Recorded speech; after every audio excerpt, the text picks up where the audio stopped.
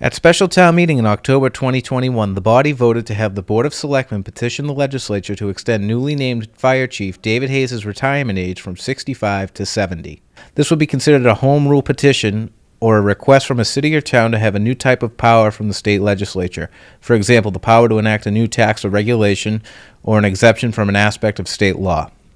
However, even though this legislation has passed in the Senate previously, the request for Chief Hayes never made it to vote. Selectman Bob Donnelly explains the process and expresses his frustration. So in October of 2021, town meeting passed a home rule petition, as we did a couple of years before that for Chief Brooks, to extend our ability to keep Chief Hayes on up to age 70. There is a law that would max out age at 65. Home rule petitions are typically put forward by towns to get exemptions from that law, and subsequent to the town meeting vote, the Board of Selectmen submitted that petition to the state delegation in early, I think late 2021. Recommended by the Board of Selectmen to authorize the Board of Selectmen to file a petition with the General Court under the Home Rule Amendment to the Massachusetts Constitution to enact legislation in substantially the following form. Provided, however, that the General Court may make clerical or editorial changes of form only to the bill, unless the Board of Selectmen approves amendments thereto before enactment by the General Court, which amendments shall be within the public objectives of said petition, and the proposed act is as set forth in the warrant. All right, on a counted vote, 64 in favor, 54 opposed, the motion carries. We were informed, we've had a couple of meetings with our state delegation. We've been following the progress of the bill. It was proceeding through hearing, through a couple of committee reports fairly well, and then about middle of the year, it just stalled in the Senate committee on third reading. And we were informed by the Senate President late in the year that the bill would not get out of committee and go on to vote before the end of this past legislative session. In this instance, town meeting spoke in October of 2021 with an affirmative vote to go forward with this home rule petition, and it is disappointing that our state legislature failed to act on that petition, particularly for such an important public safety position. And ultimately, we're disappointed because when we do go out and search for a new chief, we will be hiring the fourth chief in 5 years for Norwood. And that's and that shouldn't be the case, because we have a chief currently who we were looking forward to serving us for a longer period of time. And that's not good for the continuity of our operations, and we'll hit some snags on the road, but we will overcome them. Chairman of the Board of Selectmen, Bill Plasko, is outraged at the fact that Norwood's petition was essentially skipped over. I think just at the Selectmen's meeting, the board was mildly to my level of disgusted, and quite seriously disappointed in the representation from our state rep and our state senator in trying to get this bill through. It was a home rule petition. It should have been a slam dunk. As Mr. Donnelly had pointed out, I know that the state approved Police Chief Brooks just a few years ago. The other towns in previous years, as well as this year, have had similar bills regarding their fire chiefs that have passed, and yet for some reason Norwood gets stalled.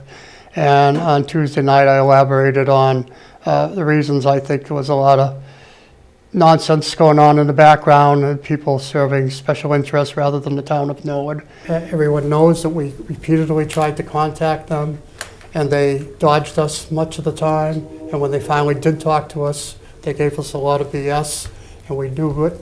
It was very clear what was going on, that they were willing to represent a couple of personal friends who had some personal reason why they were opposing this, and not represent the town, not represent the town meeting.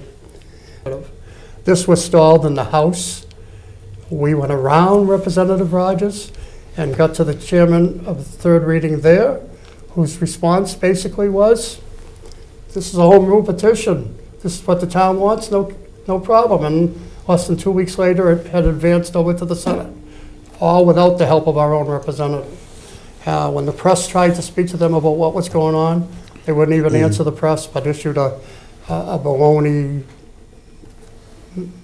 message of a written response to the press that again said nothing to the merits of what was going on. And I think it's disgusting, as I said earlier, that they have chosen to once again, because it's happened before, work with individuals against the interests of the community that has elected them and asked them to represent us in the State House, and they failed to do that.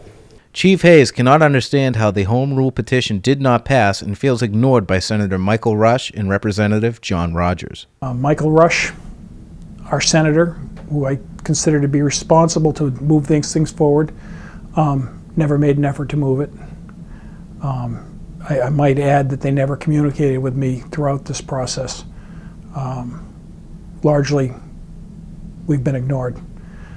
The senator was clear that there's 8,000 pieces of legislation filed every year, and there's no way they can get them all through. He was basically disavowing responsibility for the bill not going through. I don't believe him. I believe that when we vote for somebody to represent us, he should go in, they should act on our behalf, and they should move it forward. I would have far more respect for the senator if he had gone in, moved it to a vote, and even if he had stood up himself and voted against it, I would respect him more than the way it played out, where there was no vote, there was no accountability, there was no action. It simply died. I'm disappointed. I'm not going to say I'm embarrassed, because I fully realize this was in play when I signed the contract with the town. Chief Hayes will continue to work through the end of February 2023 until his 65th birthday. My pet project right now, probably the second most important project to the town of Norwood, is the public safety radio system. We had a great deal worked out, but with the transition to the Holbrook Dispatch intends to take over our public safety radio system and pay for it. So I'm going to save the town that $170,000 that we voted at the last town meeting. We're not going to spend that money. Hopefully we can get Holbrook to do that. That was one of the things I wanted to finish that I didn't get a chance to.